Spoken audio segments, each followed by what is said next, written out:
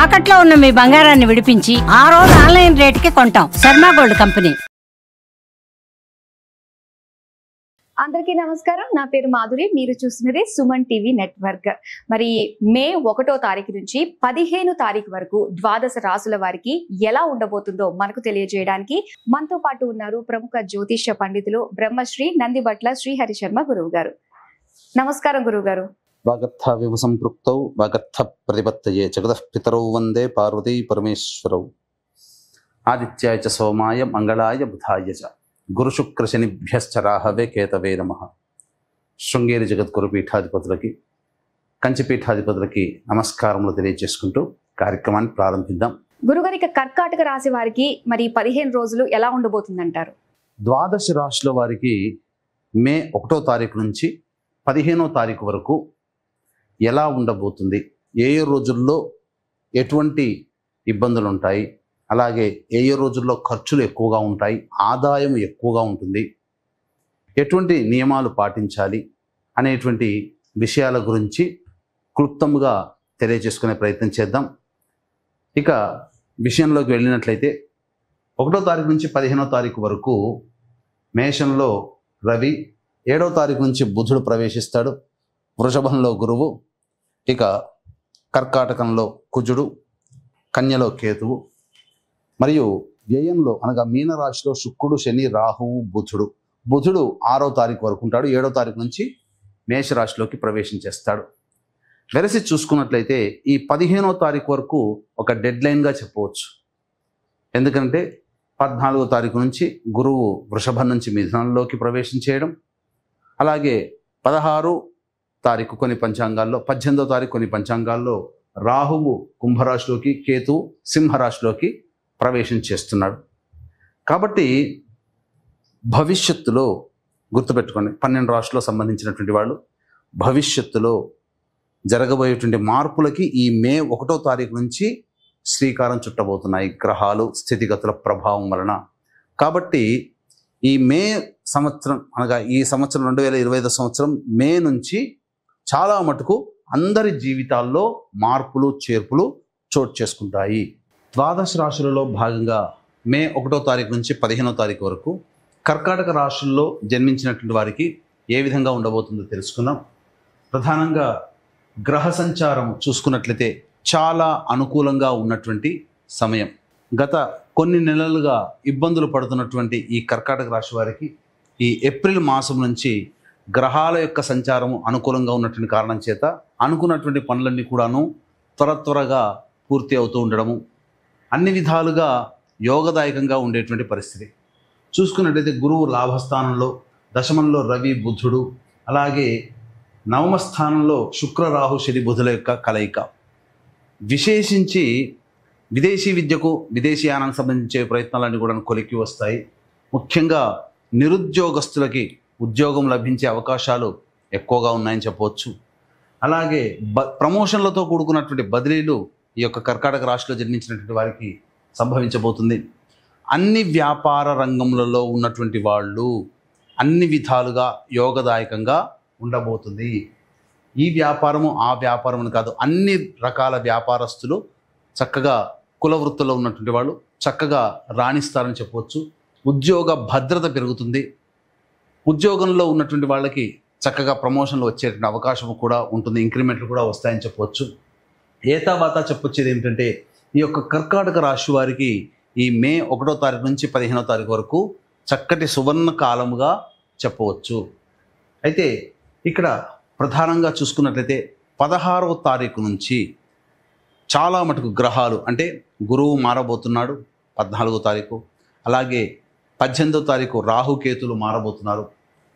ఈ 18వ తారీఖు ఇంకా 16వ తారీఖు నుంచి కొంత మార్పులు చేర్పులు చోటు చేసుకోబోతున్నాయి. అనుకున్నటువంటి పనులలో కొన్ని ఇబ్బందికర పరిస్థితులు ఒక వారం రోజుల ముందరనే మీకు గోచరమవుతాయి. కాబట్టి వచ్చేటువంటి భవిష్యత్తులో అనగా 16వ తారీఖు నుంచి వచ్చేటువంటి ఇబ్బందికర పరిస్థితులకి సమాయత్తం కావడానికి మీ మనస్సుని సిద్ధం చేసుకోండి. ఎందుకు అనంటే అష్టమ రాహువు, ద్వితీయ కేతువు ప్రభావము, అలాగే ప్రధానంగా గురువు వ్యయస్థాన స్థితి, ఈ కారణాల వల్ల కొంత ఇబ్బందికర పరిస్థితులు మే 16 నుంచి ఈ కర్కాటక రాశిలో జన్మించినటువంటి వారు పొందుతారని చెప్పవచ్చు. వివాహం కావాల్సినటువంటి అబ్బాయిలకి అమ్మాయిలకి సంబంధించి వివాహ ప్రయత్నాలు చక్కగా యోగవంతంగా ముగుస్తాయి. చక్కగా జీవిత భాగస్వామిని పొందే అవకాశం గోచరమవుతుంది. అలాగే సంతానం కోసం ఎదురు చూసేటువంటి వ్యక్తులకి తప్పకుండా సంతాన సాఫల్యత అనేటువంటిది కలిగి తీరుతుంది. మీరు అనుకున్నటువంటి విషయాల్లో ఈ మే 1వ తారీఖు నుంచి 15వ తారీఖు వరకు చాలా మంచి రోజులుగా చెప్పవచ్చు. 16వ తారీఖు నుంచి కొంత గడ్డుకాల పరిస్థితులు ఎదుర్కోక తప్పదు. ఇక వీక్షించేటువంటి ప్రేక్షకులకి ప్రధానంగా తండ్రి వైపు 6 తరాలు, తల్లి వైపు 3 తరాలలో ఏవైనా దుర్మరణాలు ఉన్నట్లయితే, పిండ ప్రదానాలు చేయలేకపోయినా, వీటన్నిటినీ పితృదోషము అని అంటారు. దీనికి సంబంధించి ఇంకా అడిషనల్గా జాతకరీత్యా మీరు ఏ ప్రయత్నాల్లో ఉన్నప్పటికీ కూడా ఆ ప్రయత్నాలు మీరు విఫలమవుతున్నా, ఆ ప్రయత్నాల్లో మీరు విజయం పొందలేకపోయినా, అలాగే ప్రధానంగా నిజాయితీగా ఎంత కష్టపడ్డ ఫలితము దక్కకపోయినా, పిల్లలకి వివాహము, దాంపత్యము, అనారోగ్యము, సంతానము, ఇవన్నీ కూడా ఇట్లాంటి సమస్యలు, కోర్టు సమస్యలు ఏవైతే ఉన్నాయి అంటే ఖచ్చితంగా ఆ వ్యక్తి జాతకంలో 5 రకాల శాప ప్రభావాలు ఉన్నట్టు లెక్క. స్త్రీ శాపము, గురు శాపము, పితృశాపము, సర్పశాపము, దైవశాపము. కాబట్టి ఇటువంటి పంచశాప నివృత్తికి సంబంధించి 12వ తారీఖు మహావైశాఖి అద్భుతమైనటువంటి రోజు, పితృదేవతల యొక్క అనుగ్రహాన్ని కలిగించేటువంటి రోజున ఈ యొక్క పంచశాప నివృత్తి పూజలు, హోమాలు అనేటువంటి చేయించడం జరుగుతుంది. అయితే ప్రస్తుతం ఉన్నటువంటి కాలంలో ప్రతి వృత్తిలో మంచి ఉంటుంది, చెడు ఉంటుంది. అందులో భాగంగానే ఇప్పుడు జన్మించినప్పుడు గండ నక్షత్ర దోషములు అనేటువంటివి ఒక 7 నక్షత్రాల వరకు ఉంటాయి. అయితే దీన్ని ఆధారంగా చేసుకొని ఇప్పుడు ఉన్న 27 నక్షత్రాలలో 19 నక్షత్రాలలో అని కొన్ని పేర్లు చెప్పడం, ఆ 19 నక్షత్రాల్లో పుడితేనే ఈ స్త్రీ శాపము, పితృశాపం లాంటివి ఉంటాయి అని చెప్పి జనాల్ని మభ్యపెట్టడం జరుగుతుంది.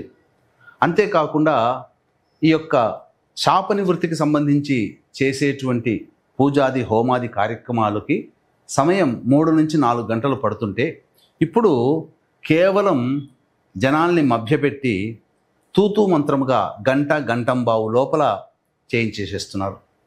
తద్వారా ప్రపంచంలో అంటే ఈ జనాలకి తెలియట్లేదు, ఏది మంచి ఏది చెడుని గుర్తించట్లేదు.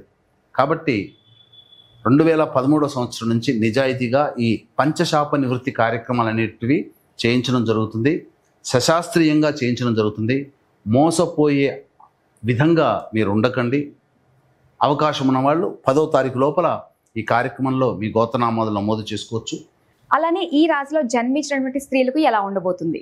ఇక గమనించుకున్నట్లయితే ఈ యొక్క కర్కాటక రాశిలో జన్మించినటువంటి మహిళలకి ఏ విధంగా ఉండబోతుంది చూసుకున్నట్లయితే, ఈ యొక్క సంబంధించినటువంటి గ్రహ సంచారం అనుకూలంగా ఉండడం, పెద్దన్న పాత్ర పోషిస్తారు. ఇంతకు ముందు కంటే కూడా గతంలో బాధ్యతలు పెరుగుతాయి. అయితే మీకు ధనరాబడి అధికంగా ఉండడం, ఈ కారణం చేత మీ పేరు ప్రఖ్యాతులు పెరగడం, ఇతరుల అసూయకి గురయ్యే అవకాశాలు గోచరమవుతున్నాయి. ముఖ్యంగా మిమ్మల్ని అప్పు అడిగేటువంటి వ్యక్తులే ఎక్కువగా ఈ కర్కాటక రాశిలో జన్మించినటువంటి మహిళలకి గోచరమవుతారు. కాబట్టి డబ్బు విషయంలో జాగ్రత్తలు పడండి. వివాహ సమస్యలు పిల్లలకి ఉన్నట్లయితే ఆ వివాహ సమస్యలు తీరుతాయి. ముఖ్యంగా సంతానము కూడా లభించి తీరుతుంది. ఏది ఏమైనప్పటికీ కూడాను ఆనందదాయకంగా ఉంటుంది. ముఖ్యంగా ఈ సంబంధించినటువంటి కర్కాటక రాశిలో జన్మించినటువంటి మహిళలకి అన్ని విధాలుగా అనుకూలంగా ఉండేటువంటి సమయంగా చెప్పవచ్చు. ఈ యొక్క కర్కాటక రాశిలో జన్మించినటువంటి వారికి 1, 2, 3 తేదీల్లో గనక గమనించుకున్నట్లయితే ఖర్చులు అధికంగా ఉంటాయి, ప్రశాంతత లోపిస్తుంది, ఒక జిగ్జాగ్ వ్యవస్థలాగా ఉంటుంది, ఏ పని చేయాలన్న ఆసక్తి అనేటువంటిది ఉండదు, పైగా అధిక ధన వ్యయం అవుతుంది. కాబట్టి ఖర్చుల శాతాన్ని తగ్గించుకునే ప్రయత్నం చేయండి. 4, 5 తారీఖుల్లో పెండింగ్లో ఉన్నటువంటి పనులను పూర్తి చేసుకుంటారు. అలాగే విందులు వినోదాల్లో కుటుంబ సభ్యులతో, స్నేహితులతో సరదాగా సమయాన్ని వెచ్చిస్తారు. ధనాదాయం చక్కగానే ఉంటుంది. ఇక 6, 7 తారీఖుల్లో కనుక చూసుకున్నట్లయితే ఖర్చులు అధికంగా ఉంటాయి, కుటుంబ సభ్యులతో వాగ్వివాదాలు చోటు చేసుకుంటాయి, మానసికమైనటువంటి ప్రశాంతత లోపించడం, తద్వారా ఏది నిర్ణయం తీసుకోలేనటువంటి పరిస్థితికి ఈ కర్కాటక రాశి వారికి 6, 7 తారీఖుల్లో ఉంటుంది. ఇక 8, 9, 10 తారీఖులు కీలకమైనటువంటి సమయం. చూసుకున్నట్లయితే ఈ 8-9 తారీఖుల్లో మీకు ధనాదాయం చాలా చక్కగా ఉంటుంది. మీ యొక్క సమస్యల పరిష్కారం కోసం తోటి ఉద్యోగస్తులు కావచ్చు, సోదర సోదరిమణులు కావచ్చు, స్నేహితులు కావచ్చు, మీకున్నటువంటి సమస్యలకి సహాయ సహకారాలు అందించడం ద్వారా మీ సమస్యల్ని పూర్తి చేసుకుంటారు. పాత మిత్రులను కలిసే అవకాశం గోచరమవుతుంది. ఇక 11, 12, 13, 14, 15 ఈ తేదీలలో మీకు ఖర్చులు అధికంగా ఉంటాయి. వాహనాన్ని నడిపేటప్పుడు జాగ్రత్తలు పాటించాలి. తల్లిగారి ఆరోగ్యం పట్ల శ్రద్ధ వహించాలి. అలాగే గృహోపకరణాలకి మరియు వాహన మరమ్మతులకి ఎక్కువగా ఖర్చులు చేయాల్సినటువంటి పరిస్థితి ఏర్పడుతుంది. 13, 14, 15 తారీఖుల్లో మీ ఆరోగ్యం పట్ల శ్రద్ధ వహించాలి. తర్వాత 4, 5, 8, 9, 10 తారీఖుల్లో ధనాదాయము, అన్ని రకాలుగా సంతోషము. మిగతా రోజుల్లో ఇబ్బందికర పరిస్థితుల్లో మొట్టమొదలే చెప్పుకున్నాము. 16వ తారీఖు నుంచి గ్రహాలు మారబోతున్నాయి. దానికి వారం రోజుల ముందుగానే మీరు సంసిద్ధులుగా ఉండాలి అని చెప్పి చూశారు కదా. 4, 5, 8, 9 అంటే ఉన్న 15 రోజుల్లో ఒక 5 రోజులు తప్ప మిగతా అన్ని రోజులు మీకు అనుకూలముగా లేవు. అంటే 10 రోజులు మీకు ఇబ్బందిగా ఉంటున్నాయి. కాబట్టి భవిష్యత్తుకి ఇది సూచనగా మీరు తీసుకోండి. మెంటల్లీ ప్రిపేర్ అవ్వండి. ఏదైనా కానీ దైవానుగ్రహంతో మీ సమస్యల్ని పరిష్కరించుకుంటామనే ఆత్మవిశ్వాసంతో ముందడుగు వేయండి. అన్ని విధాలుగా మీకు గ్రహాలు అనుకూలంగా ఉంటాయి. ఏ పరిహారాలు చేసుకున్నట్లయితే కాస్త ఉపశమనంగా ఉంటుందంటారు గురుగారు? చూసుకున్నట్లయితే ఈ యొక్క కర్కాటక రాశిలో జన్మించినటువంటి వారు సమస్యల పరిష్కారం కోసం ప్రతిరోజు కాలభైరవాష్టక పారాయణం, సర్వదేవకృత లక్ష్మీ స్తోత్ర పారాయణం చేసుకున్నట్లయితే చాలా మటుకు సమస్యల నుంచి బయటపడతారని చెప్పవచ్చు. సర్వం శ్రీ ఉమామహేశ్వర పరబ్రహ్మార్పణమస్తు.